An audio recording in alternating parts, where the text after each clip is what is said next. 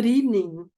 Thank you all, I should say, or good afternoon, depending on where you're located. I'm on the East Coast, and so it's evening for me. I want to welcome you to our webinar titled Intersectionality of Gun Violence. Tonight's webinar is part of our Learn, Pray, Join, End Gun Violence initiative. I'm your host for the afternoon, Lorraine Stutzman-Amstutz, Denominational Minister for Peace and Justice for Mennonite Church USA. Tonight, I'm joined by my colleague from MCUSA, Sue Park-Herr, who is the Director of Racial Ethnic Engagement for Mennonite Church USA, and Johnny Rashid, who is pastor for West Philadelphia Mennonite Fellowship. Johnny is also an avid cook that I just happen to know and have seen pictures of. I'm saying that because I'm hoping at some point he invites me over for a meal. So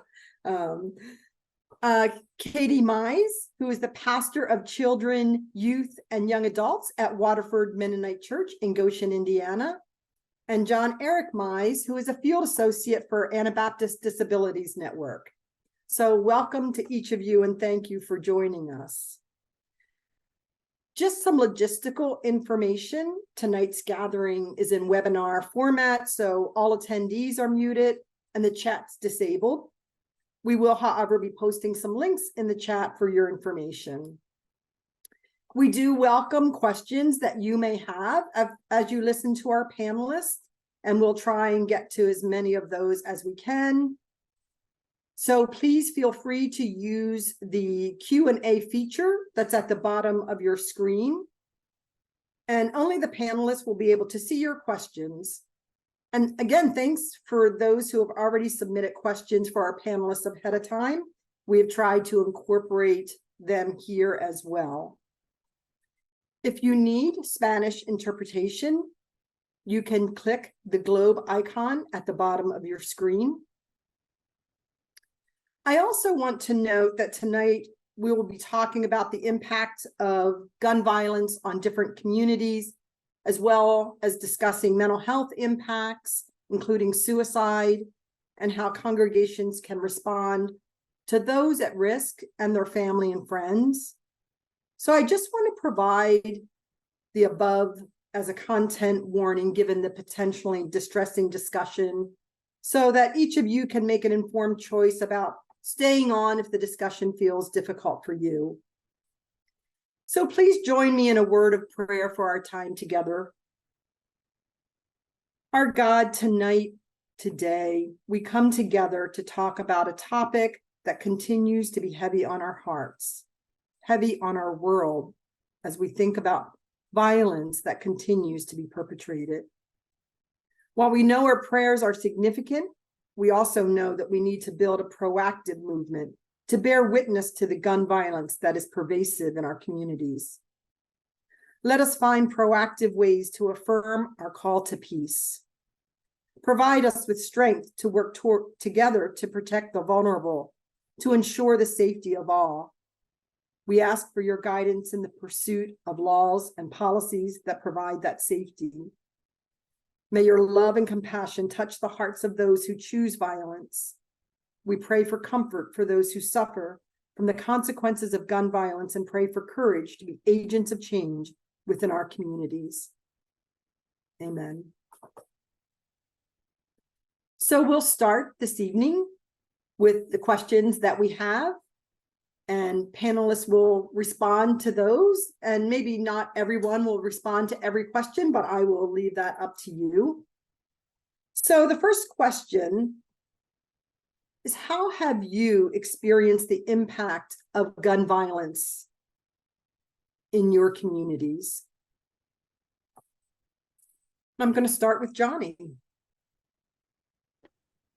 Hey, I'm Johnny. I use he, him pronouns. Thanks for having me. And for these guests along with me, it's good to be here. I live in Philadelphia. I serve at West Philly Mennonite Fellowship. And Philadelphia has been plagued by gun violence for a long time. And in the last few years, there's been a significant increase of gun violence across the city. And we're seeing it particularly focused on certain zip codes. So there are like 2 zip codes in Philadelphia that have about half of gun-related crimes and deaths connected to them. And those are usually areas that are poor. They're predominantly populated by people of color. And at least in one area, it is the center of the country's largest kind of open air opioid market. So there is a lot of drug trade happening there as well. And so that's a specific way that it's impacted us. And it's a super sad thing to witness. So I'll leave it at that.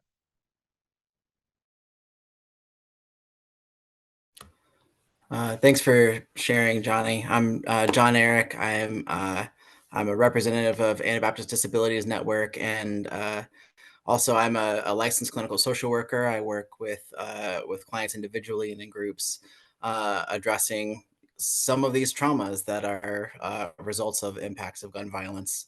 So, from the perspective of a mental health practitioner, I've counseled victims of community gun violence and those that have been impacted by the loss of loved ones due to gun violence. Due to the efficacy of guns, I have rarely been able to interact with clients that have survived suicide attempts as a result of gun violence. But in my personal life, in the last year, I had I had a friend who died by suicide through gun violence.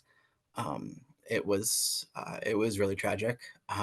He was a really good man, and he should still be with us, if not for the ease of access to guns with his mental health concerns. I imagine that with the prevalence of gun violence, there are very few privileged among us that have not been personally impacted in some capacity by the terrors of gun violence.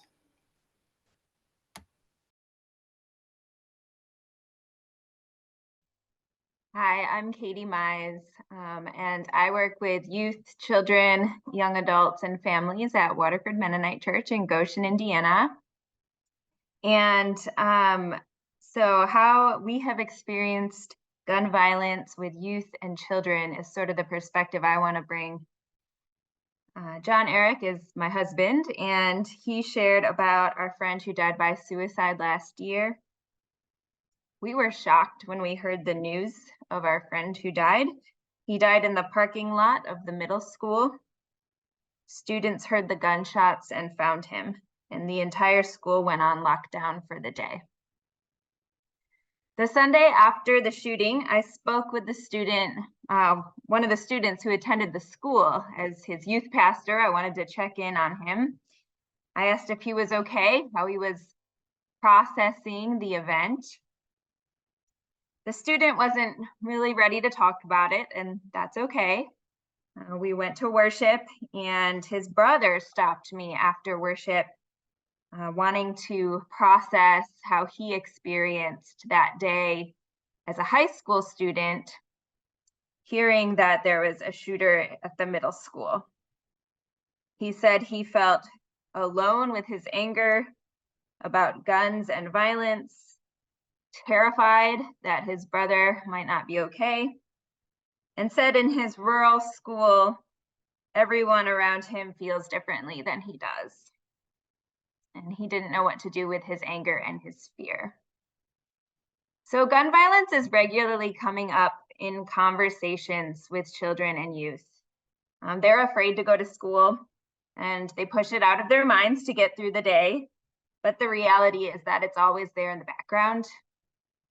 So additionally, I think almost all of the youth I work with have peers who have died by gun violence, either self-inflicted or homicide. They have attended vigils and funerals in the aftermath. So it's a very real part of growing up in America, no matter which part of the country that you are in.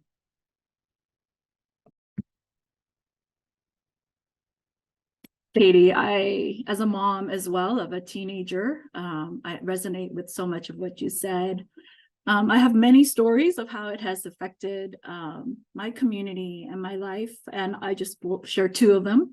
One is in 2019, Mike Martin of Raw Tools, that many of us know, introduced me to John, whose story is told in MCC's curriculum, Fear Not.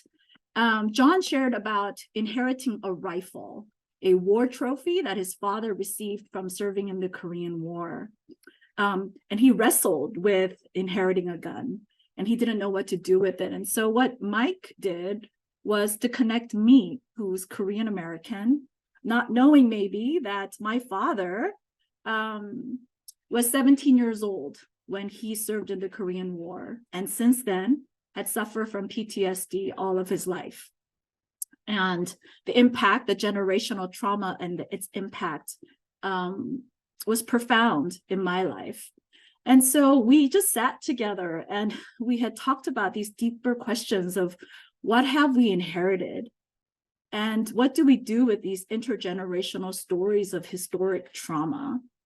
And we lamented and we talked about deepening our stories and how to tell it personally, collectively, and as a nation. What have we inherited as a nation, and how can we work together to transform it? And so that was a very important conversation that really has shaped me. Another one more recently is, of course, during the pandemic, the rise of anti-Asian racism and how it has impacted the Asian American Pacific Islander community. We became targets of violence, as the former president called it, Chinese virus or Kung Fu virus, and its impact of anti-Asian sentiments grew. A lot of us really just felt that, but really, because of that fear of being, just becoming a target, Asian Americans bought guns in record numbers over the past 3 years, a phenomenon fueled by this rise in anti-Asian violence. And it was not unfounded. Atlanta spa shooting. My dog is here. He's not coming into the house. Well,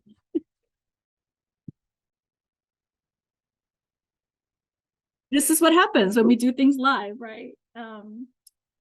Yeah, and even though that happened in Atlanta, Georgia, because of the victims, 6 of them were women of Korean descent. It impacted me and others just profoundly. And there was a community of Asian women that came together and lamented. And also just 5 miles from where I live, you might have heard about the Monterey Park shooting at the Star Ballroom, where Chinese Americans gathered to dance, and 11 people were killed and shot. And so we're still kind of holding all of the residue and really holding that closely. And the fear is still palpable. And that's, yeah, those are just 2 of the many stories that I could share. Thank you. Thank you all for sharing your stories and sharing of what is happening within our communities. And I think, as all of you kind of have said, within our communities, we know it's everywhere. We know it's throughout our communities. It's not that, I don't think that any of us would live in a place where we're exempt from that or believe that we are. So thank you. I think that's part of the critical discussion that we need to continue having. I think for our next question, if you could talk what you believe are the root causes of gun violence, and what should our faith response be?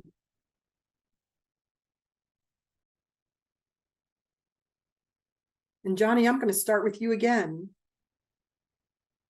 Thanks for that. Well, I think most immediately, and I think the folks here will agree with me, it's just gun access. It's really easy to get guns in the United States, whether it's legal or illegal. So we have a major supply of firearms. I believe more than 3 per person in the US. So that's quite a bit. And there are circumstances around gun violence that relates to like poverty, oppression, mental health. But I think more than that, there's a general culture that accepts violence as a solution to problems. And values gun ownership and gun rights. And I think also we see gun use and gun abuse in law enforcement as well. And so everywhere we turn, violence is glorified as a solution to problems. And so it comes down to us from the state, which is the purveyor of violence. So Christians can address this by, one, advocating for gun control and gun reform, and then we can change the political circumstances that lead to violence related to things like racism and poverty, and also police reform, disarming law enforcement as well, which in my communities, one reason that people have guns is to protect themselves because there are so many guns, and sometimes even to protect themselves from law enforcement. We can advocate for mental health care access that is given to us as a benefit.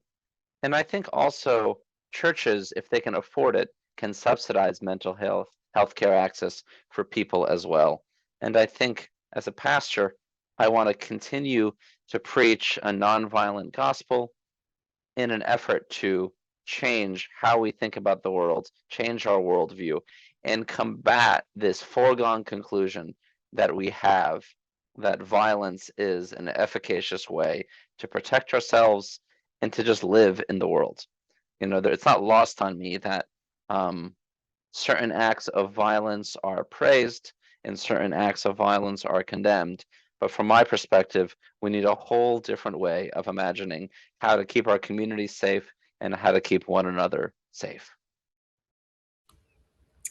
Yeah, Johnny, I'm going to echo you there. When you say what the core issue is, the core of gun violence is guns. As far as the faith response, I'll leave it to you and my pastor spouse to answer some of those details. But my wife loves when I do that. The problem with guns is that they're so accessible and they're so efficient at what they're designed to do, which is to kill. Now, I don't believe that getting rid of guns will magically eliminate all violence, but I do think that guns are the log in the eye of our society. If we remove the guns first, then we can start to notice the specks elsewhere. Our faith response must be both individual and corporate. Individually, we can tend to the wounded, care for those who are the victims and the oppressed, as that have been hurt by gun violence. And we can also remove our own individual risk by disarming ourselves. Corporately, we lament, which includes explicitly naming in our faith communities, as Johnny said, that guns are a significant contributing factor to gun violence.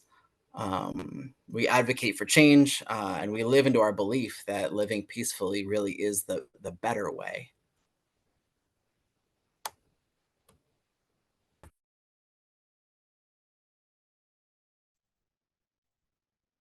Thanks, J.E. and Rashid. Or sorry, Johnny. And John Eric. Wow, okay, I got both of your names. My colleague recently quoted Parker Palmer in a sermon, and this is a little bit where, Johnny, I think you were going, that violence is what happens when we don't know what else to do with our suffering. So violence is what happens when we don't know what else to do with our suffering. So I think this has become very apparent to me when you start talking about increased security measures in schools or in churches. Like, what do we do to protect the kids? We arm more people. As similar as what you were saying, Johnny, of people getting guns to protect themselves from the police or other people in the neighborhood. I hear that a lot, and I think it's in the rhetoric.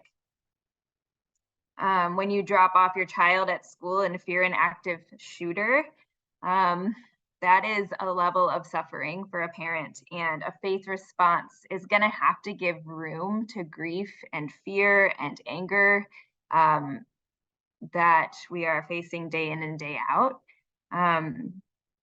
So I think a lot of times in these conversations, the lament psalms come up as a resource that continues to need to be used in our faith communities. There's a reason so many of the psalms, the majority, are laments. We need to be schooled and practiced in lament. But also, I've been exploring a little bit more the rage psalms or the imprecatory psalms as a resource. These are those violent psalms that wish death on your enemies, and at first glance seem really unchristian to read or pray, and people tend to skip over them. Author and teacher Ellen Davis explains that if we don't bring our rage to God, where will we bring it? It has to go somewhere, and God can handle it. So this leaves vengeance in the hands of God, who can decide how to respond. So our youth group at the end of the month is going to a rage room, and we will read the rage psalms, and we will do it communally, and we will get mad with each other about guns and racism and war and bad breakups and homework and whatever else. And does praying violently turn us violent? I don't think so. I think it's the opposite, that our suffering demands a response, and God can accompany us in rage, and we can metabolize it and find better ways to work through those really real fears. Thanks, Katie. I think, lament is really important. And I think it's really important for us to realize also that lament is not an individual, just a personal conversation that we have with God, that it is a collective, proactive action that we take to shout, to cry out, to move, right? And that movement, especially when we're talking about traumatic experiences, really important. So just wanted to add that to what it means to lament, that because a lot of people in BIPOC communities who are most marginalized are like, you guys are always lamenting, but what are you guys doing like out there, right? And for those people who are not in faith communities, it just seems like something is lacking. And so I wanted to make sure that we add that to our lament, or to emphasize that. In addition to everything that was said, I think root causes of gun violence are spiritual ones, as you had already shared. But like, what do we trust? Where do we find our safety? And what are we trying to protect? And how do we live non-violently in a violent world? These core questions that we wrestle with should counter the principalities and powers of this world, right? Ephesians call them like the world rulers of darkness, who practice spiritual wickedness in high places. And I think it accurately describes the system that we're in. Systems that have been put in place to exploit collective fear for profit. And of course, this isn't abstract. We can follow the money to see who gains and who loses in gun violence. It's often the most vulnerable and marginalized people in society. And so this powerful gun lobby has exploited our collective fear, and it has increased their profits without taking any responsibility of its consequences.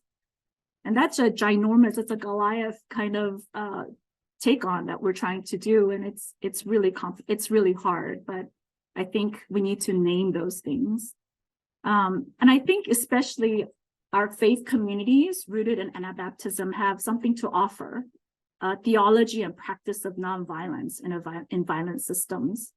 I'm really grateful that Lorraine had hosted a wonderful conversation between Dr. Melinda Berry and Dr. Andrew Suderman to talk about this, the importance of our theology sustaining this practice and making sure that we connect that very clearly, that our theology informs our actions.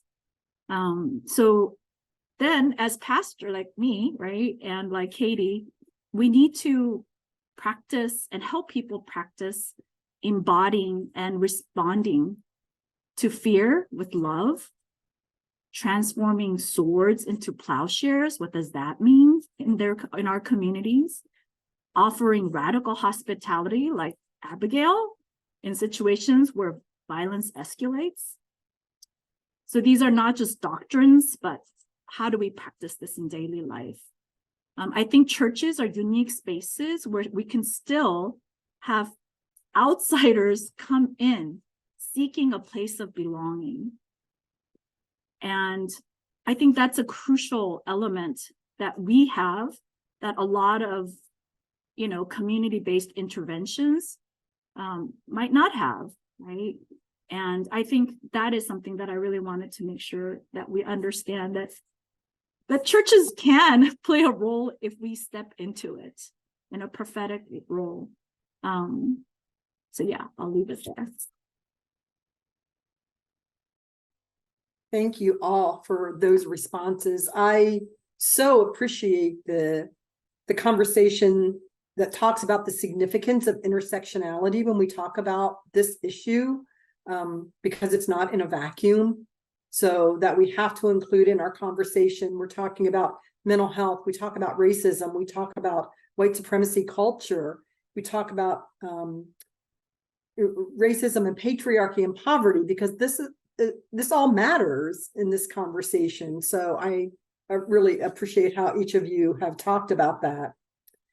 For a follow-up question, what would successful strategies or policies be for addressing gun violence? And maybe as you're thinking about that, it could be, there is a question that came in from someone who is asking, as a white pacifist woman feeling powerless to help create change within communities most involved or impacted, any suggestions on first steps? So maybe just keeping that in mind as well.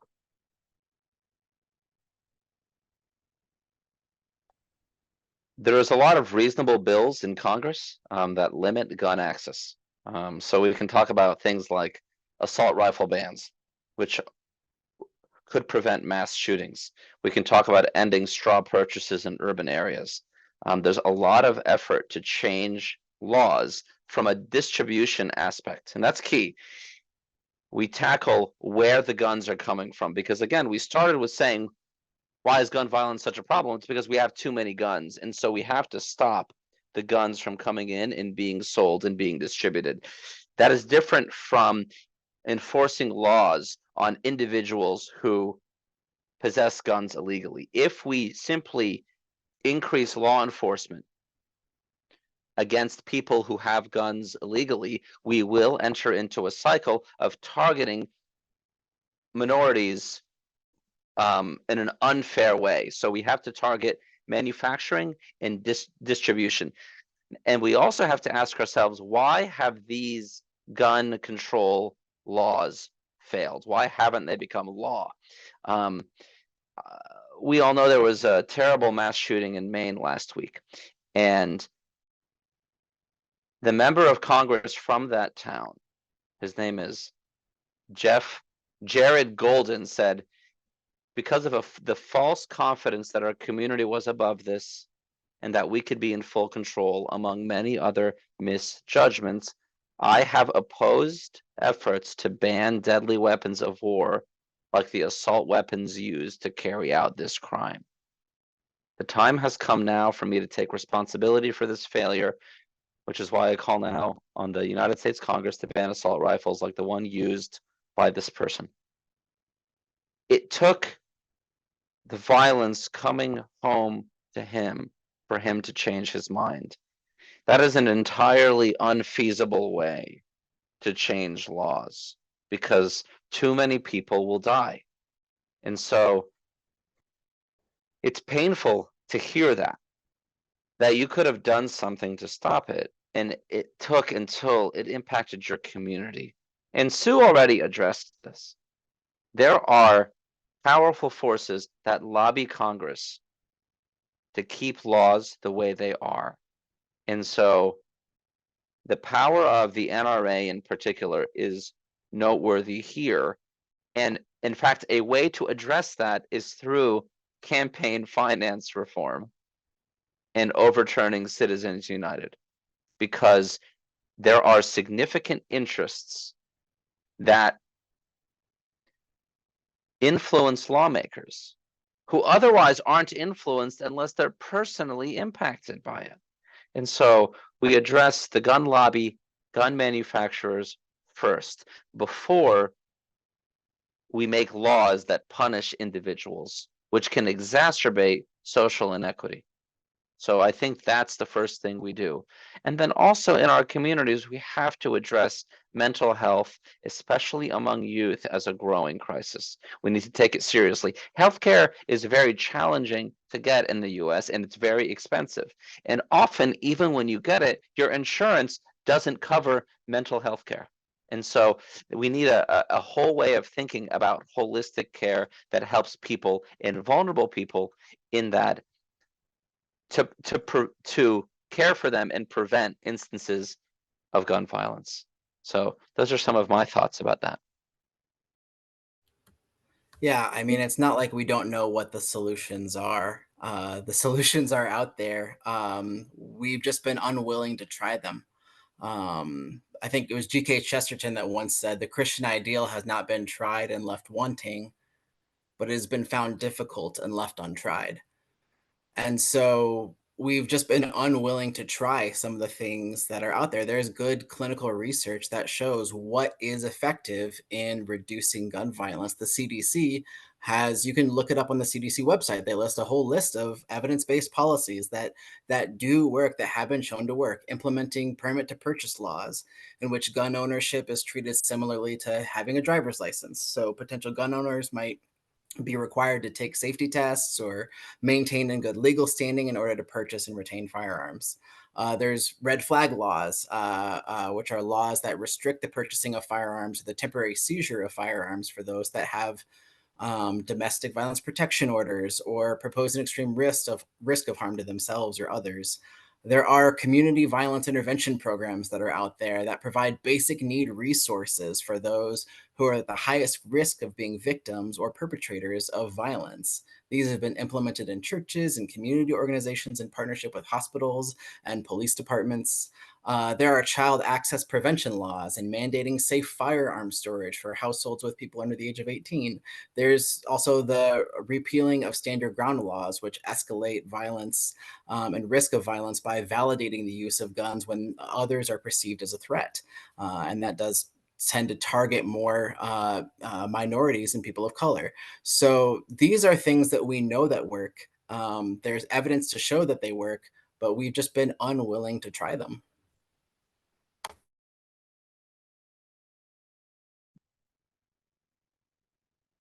Yeah, and with that unwillingness, I find myself sometimes questioning if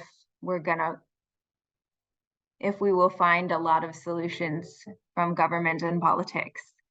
And I don't think we're ready to give up yet. I think, Sue, you gave a good challenge to the last question of we don't just lament, we get out there and we do things. And so I wonder if we need a movement of people trained in creative nonviolence, if we need to trust in God instead of chariots. I had an experience of a third grade teacher telling me about her active shooter drills at her school, where it terrified the kids to practice huddling in the corner of the room. And then the school changed tactics and they got an organization in that taught a different curriculum. And that one empowered kids and trained them what to do, like taking their big math books all at the same time and hurling it at the doors. And I lament we even have to have those trainings and conversations. And if we could get rid of the guns, maybe we wouldn't have to. But what if we also, as Anabaptist Christians, learned how to throw hymnals and in our churches and disrupted violence and got into our communities and became the ones doing those sort of teachings. That teacher told me that when those third graders did that type of a training, they became empowered and creative, bringing more ideas of what else could happen. And it sort of started a ball rolling where they felt empowered to come to school and go into the community. So I wonder if there are more ways of finding empowerment that we haven't tried or done enough of, and if those could be some of those first steps that our question was asking about, what some of the first things we could do in our city. Have we been trained in those de-escalation tactics? Could we get more of those trainings? Do we know how we would respond in our church and in our churches to violence?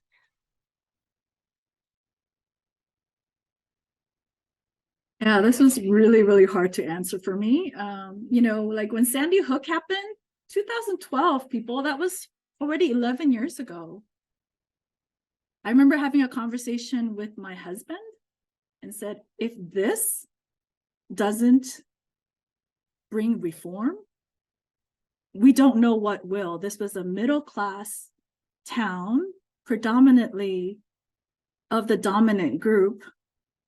And if this doesn't change, and so we were so hopeful. And here we are 11 years later. And so I don't know. And I just don't know. And that is my honest feeling at this point. Maybe I'll be better later. But right now, all I can think about is how do we help so that we can think about safety for all. Like, how can we how can we do this, right? And what would it mean centering our policies and strategies to uplift the most vulnerable in our communities? And like John Eric said, the answers are there. We have seen that, you know, holistic approach to building strong, resilient, and equitable communities are helpful. We've seen that community-based interventions, restorative justice practices, mental health access that is culturally sensitive, and like that is going to help. And yet, many things have not changed. And so, I don't know. I don't know.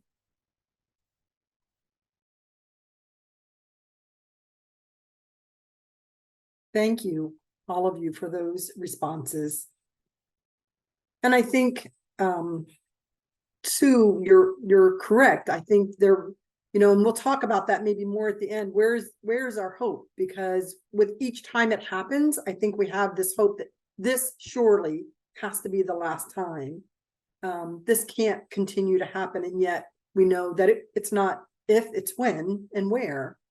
I think that's where we're at this point.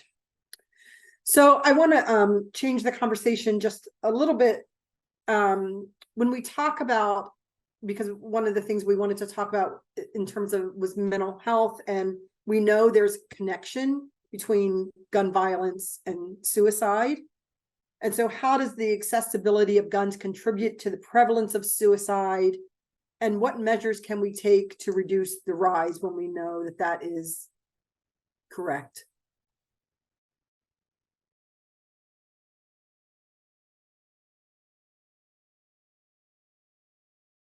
Sorry, Johnny. Over half of gun-related deaths are suicide. Over half of suicides happen with guns. And 90% of the time, suicide attempts with guns are fatal. So a lot of gun deaths happen because of suicide. A lot of suicides are happening with guns. And when there are suicide attempts, they're 90% fatal. To me, again, the overarching issue here is accessibility to weapons. So these guns is the issue. There are so many other factors related to suicide prevention that we can talk about. But a very clear one is gun control, because there are too many guns and they're too accessible. And this occurs across communities. There are reasonable gun control measures that we can talk about things like population density and so on, about how gun access works, but suicides happen across regions. And so what we're seeing is people that aren't well have access to guns. And it's not always because they're buying them. It's not always because they're acquiring them legally. They're all over the place. And so again, for me, we need really practical measures to reduce gun access. And again, there's a lot of holistic and spiritual solutions to solving this problem. But considering the efficacy of firearms and suicide and the prevalence of firearms and suicide and the prevalence of suicide and gun deaths, it seems so clear that there needs to be a very concentrated effort on getting rid of this very deadly tool, while we address other areas. But for me, that's job one. Yeah, I want to repeat some of those statistics that Johnny had mentioned because I think it's important to let it sink in. When we talk about gun violence, we rarely mention suicide, yet when we say that there's a connection between gun violence and suicide, what we mean is that the majority of gun violence is suicide. Most people dying at the hands of guns are not involved in mass shootings or in gang violence. Most people dying at the hands of guns are seriously vulnerable and ill individuals inflicting harm on themselves in the most accessible and efficient way possible. Guns are the deadliest form of attempted suicide. They account for only 5% of all attempts, and yet half of all deaths. Other methods of suicide provide people the opportunity to change their minds and reconsider after initiating the act. There's room for ambivalence, to call someone for help, but guns remove all those opportunities for second chances. I've had the opportunity to talk to many folk who had attempted suicide. And because they had used a less lethal method, they got a second chance at life, and they're so glad that they did. People can recover from severe suicidal ideation, but guns being so accessible rarely gives people the chance to experience that. When people with suicidal thoughts or suicidal ideation, when they have a method and a plan for suicide in their minds, they rarely switch to another means. This usually means that when people have a plan to overdose, they don't switch to cutting or asphyxiation when the pills are removed from their care. Similarly, if someone has a plan to harm themselves with a gun, removing the gun rarely means that people will attempt suicide through another method. If we can get rid of or eliminate access to a gun, the risk of death by suicide drops precipitously.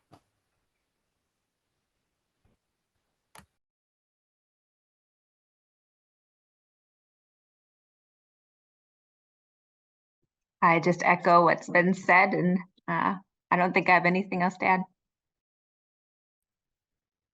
You know, as we're talking about statistics, and I kind of wanted to come with Asian, perspective, and was startled to find that there's a lack of extensive data regarding suicide and gun relations in Asian American communities. And so we can't even have this conversation effectively in our own communities because they're like, well, there's not enough of you.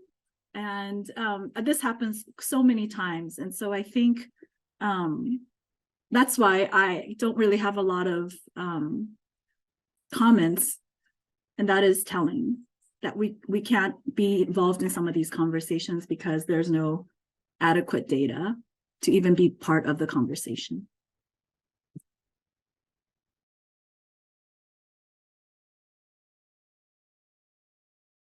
to that is so very telling. And when we know the statistics that Johnny and John Eric have talked about, then we know that that impacts that community, and yet we're not going to talk about that, which does not mean that it's an insignificant number. It means we're not looking at it, and I think that's critical and problematic. So thank you. When you think about walking alongside those who are at risk, what are some effective responses that the faith community can do? What can be offered to faith community? I think churches are a great place to start. I think that if you have people in your community that are suffering with mental illness, surround them with love, care, attention, especially if they're younger. I'm thinking particularly of teens and young adults. They're part of your churches, they count. Pay attention to them, talk to them. But like, this isn't my area, and I know that. And so I am also really prepared to make a referral. Pastors are not clinical counselors. Okay, we have a role to play, and I like playing that role. But being able to make a referral, to encourage parents and others to seek out healthcare, to subsidize it when we can, to raise money for it, to know your community and what's available, and know when to pass the baton. Churches can't solve all the problems in the world, but we can help our people find good resources to get the care they need. So for me, yeah, Christian community is really great, and I like my Christian community. I still see a therapist, like I still want, I want to extend that to other people, beyond what the community can. So I think pastors knowing their boundaries and not trying to engage in long-term counseling, and referring to psychologists and psychiatrists is really important to address this. And doing our best to, I just said I was in therapy, right? Reduce the stigma around getting that kind of care. There's nothing wrong with it. And it doesn't have to reach a crisis point for it to be available. So, you go to your doctor regularly, go to someone who's going to take care of your mental health regularly. Yeah, and just to add a little bit more to what Johnny was saying, absolutely know your boundaries, know what you feel like you are and are able to do.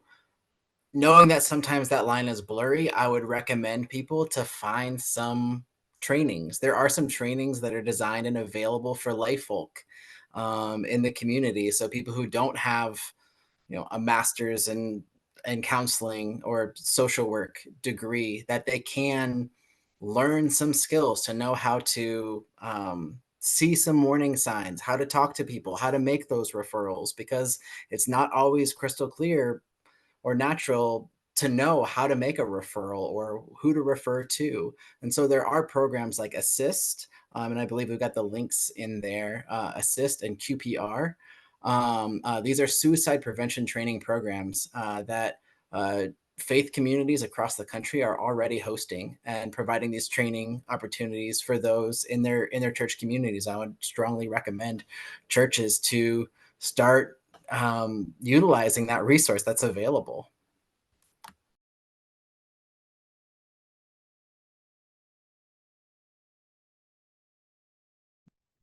Yeah, I would just add that it was important, something I learned early on was talking about suicide and depression, anxiety, mental health doesn't cause or further suicidal ideation, doesn't drive people towards suicide. So it's not a taboo topic that we need to avoid from the pulpit.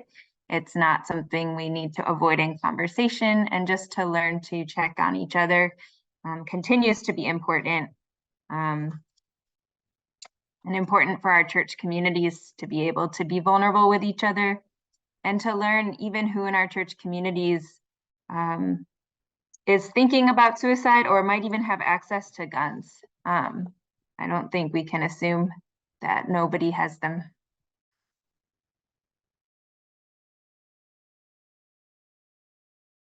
And I just wanted to also emphasize that in people who are coming from shame-based cultures where mental health, talking about it is really difficult, is an added barrier to, and so what I try to do is to get a list of bilingual counselors who are available.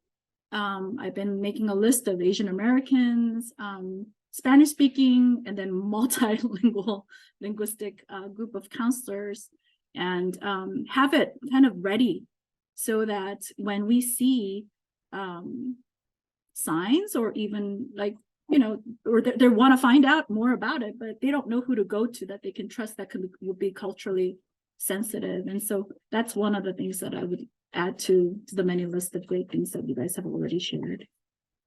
I just want to add to what Sue is saying particularly. It's just such a great point. But when you're in counseling with someone where you don't even have to explain the family systems and how it works, and you know how my mother acts and how my father acts and all these things, and they just know it because they're from your place, like there's intimacy. And if you can speak the same language, that creates a real special bond that, speaking from my own experience, that like someone coming from a different culture, different social position, different gender and sexuality, all these things, you know,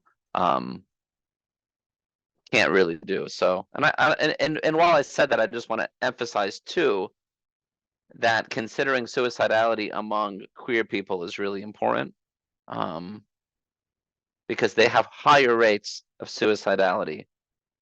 And the grim statistics are they have higher rates if they're religious too, and if they stay in church. And that's really sad as a queer person, as a queer pastor, to hold that queer people are less suicidal if they stop attending church. And that's quite an indictment on, for me, what church is. And so special attention, I think, to people in those situations. It's, again, especially trans youth. I would also say that we have a history of wanting to hold up, diverse people in the ministry, and elevate them, and we want to train and support them.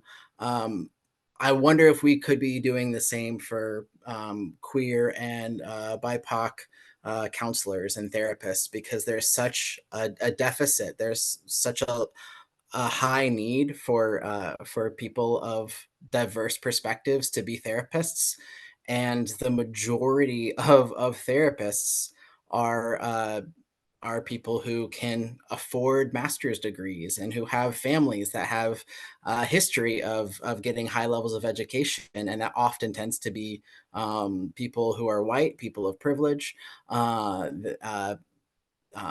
straight heterosexual folk. They're the folk that are able to get trained, and maybe the churches can encourage more people of diverse perspectives to go into this field as well as the ministry.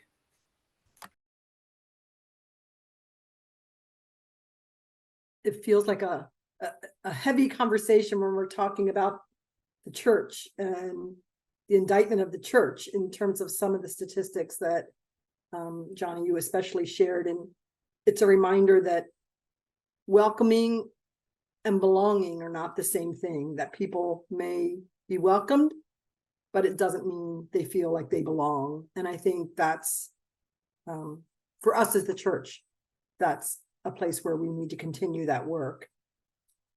One of the questions that also came in from a participant who had registered was, are you aware of successful interventions and initiatives that have reduced gun-related suicides?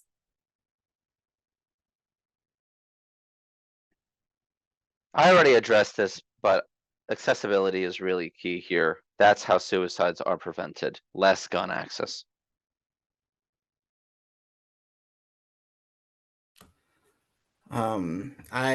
I noted the inception of red flag laws, which has helped some. If you're unfamiliar with the concept of red flag laws, these laws allow legal authorities to seize firearms and prevent the legal purchasing of firearms for individuals who have been deemed high risk.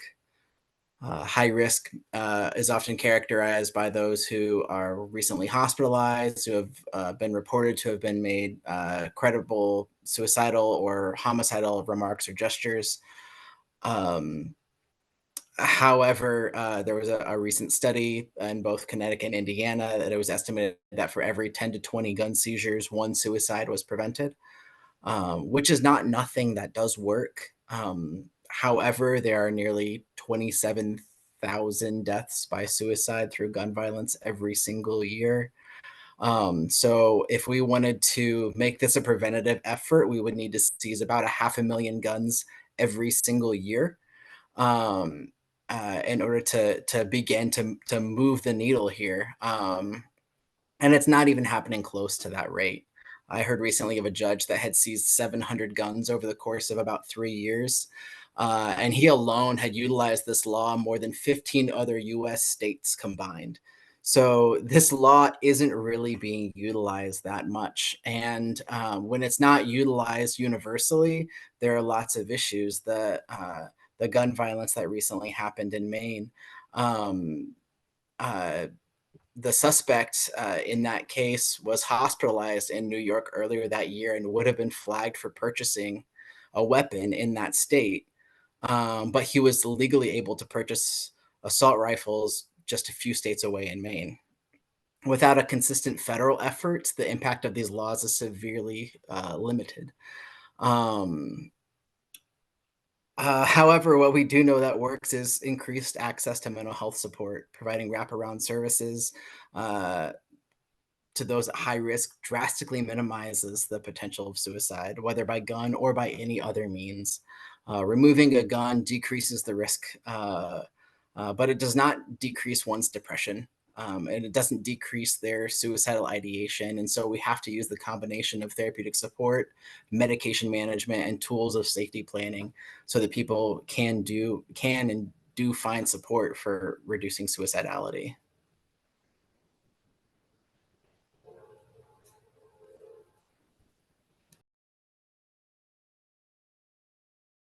Sue, I think we'll go to you.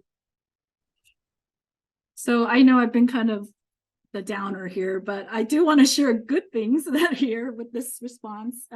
Some of you are familiar with Homeboy Industries, founded in 1992 by Father Greg Boyle. That ministry is right here in Los Angeles. And every time I feel really hopeless, I kind of visit their diner, Homegirl Cafe, because their motto is nothing stops a bullet like a job. And I just love that motto. They work with ex-gangs and they provide jobs, and it has been effective. It's been around for 31 years. And they have now expanded to providing jobs like, they have a bakery, they have a homegirl cafe, catering services, silk screening and embroidering, electronics recycling, and there's so much more. In addition, they also receive training about like nonviolent communications training.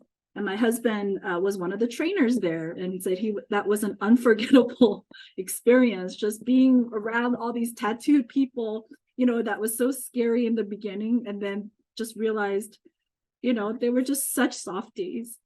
And so, yeah, when you go inside that building, you feel the love. And there's this nurturing community that you can feel. Everyone feels connected, loved.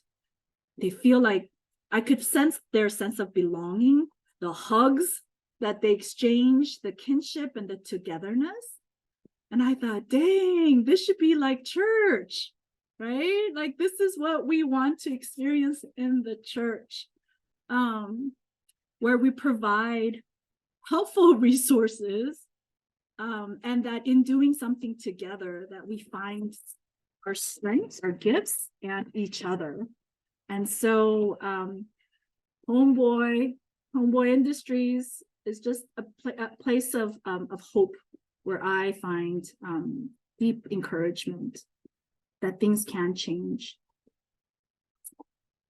Thank you. As I'm keeping track of time, I think for this next question I'm going to ask is, how do we advocate for gun control while making sure we are not only targeting people of color, like with the war on drugs, that we know it did exactly that?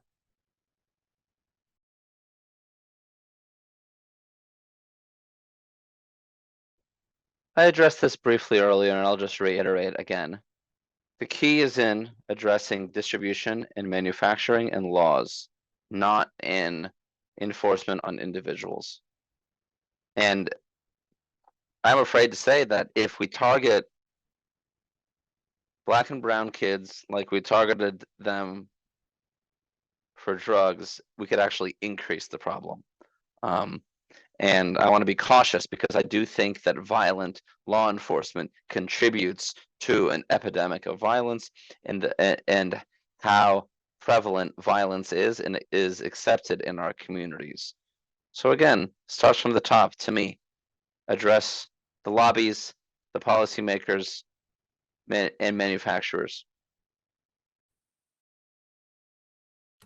I think this is really similar to the war on drugs in a lot of ways, because there's also this presumption.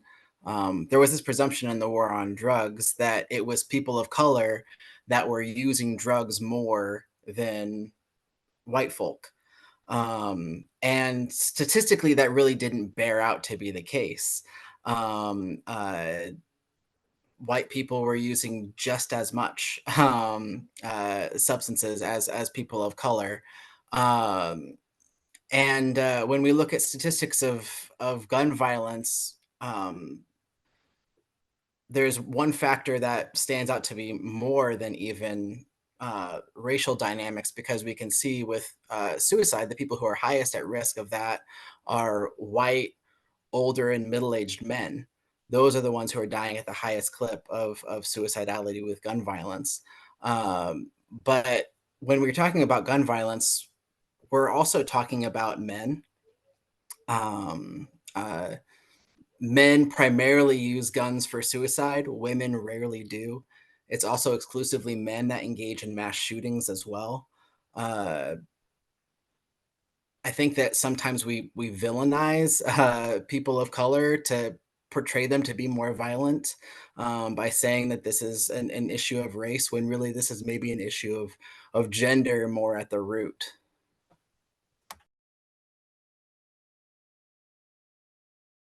I would add to that a little bit that when I'm talking with boys in youth group, it is almost 100% the boys who are playing the first-person shooter games and video games.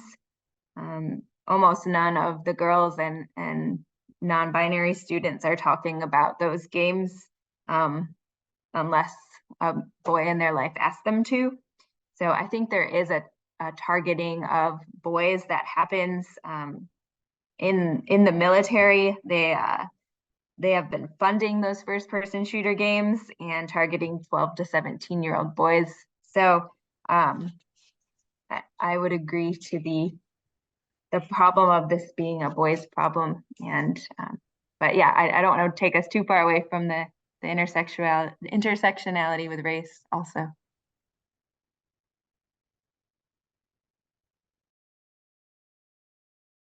Thank you. Thank you for those responses. Again, thinking about the time, thinking about just the heaviness of the conversation that we've had tonight, maybe one question I will ask each of you is, where do you see or find hope?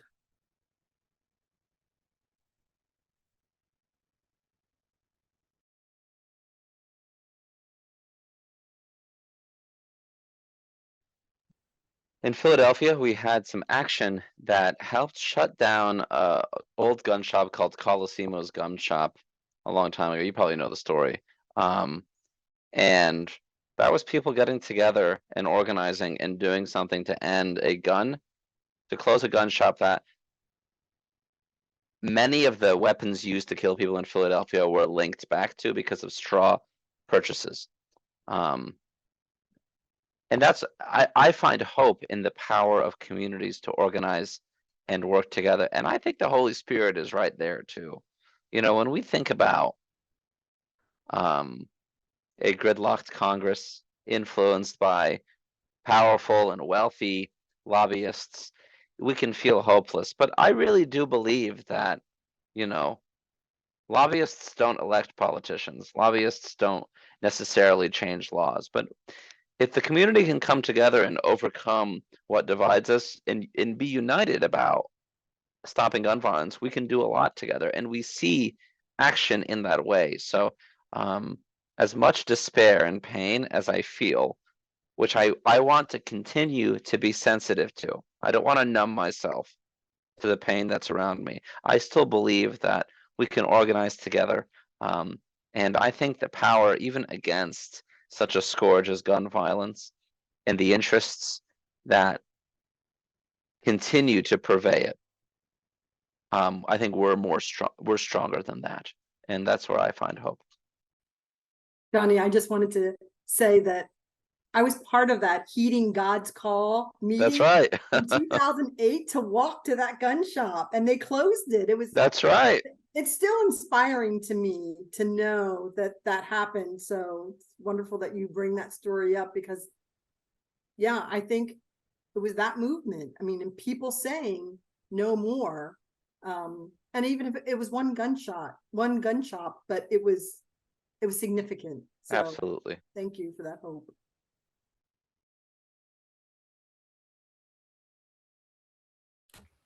I have the coolest job ever.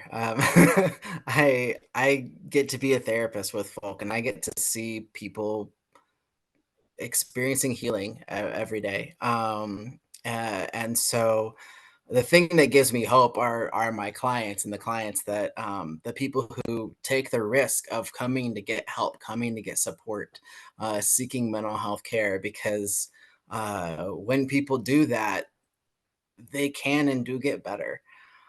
So if there are people who are struggling in your life, or maybe people on this call, if you haven't sought out support for mental health care, I really encourage you to do so, because there is hope there. There is healing there, and it can and does really get better, and people can recover from intense suicidality and live beautiful and meaningful lives, and really feel it too. So that's what gives me hope. I found hope this year in our vacation Bible school. We raised money for Raw Tools, which is the organization, I think it was, Johnny, you mentioned it before, of turning guns into garden tools. And so we taught the kids about it, and we used Kelly Lattimore icon, which is of Jesus breaking a gun over his knee. And so we taught the kids, our theme was Jubilee, and we taught them the memory verse from Luke 4, and we did that action together during the verse of breaking a gun over our knee.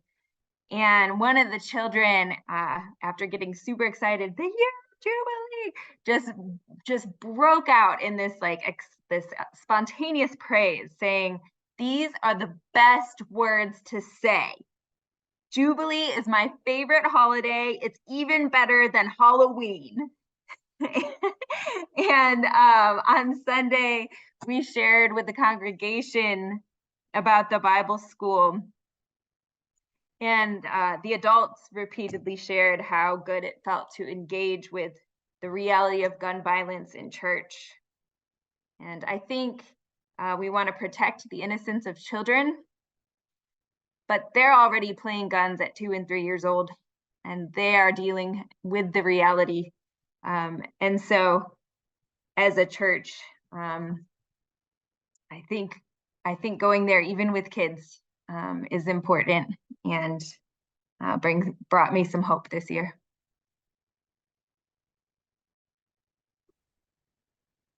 You know, I think I find hope in the untold stories of intervention, where things didn't happen because people intervened.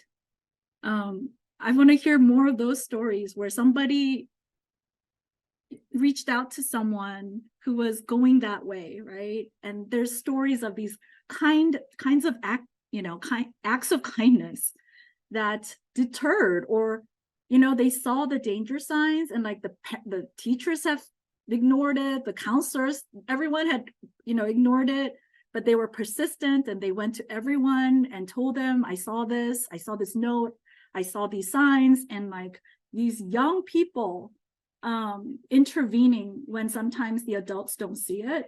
Like when I hear those stories, I'm like, dang, it gives me hope.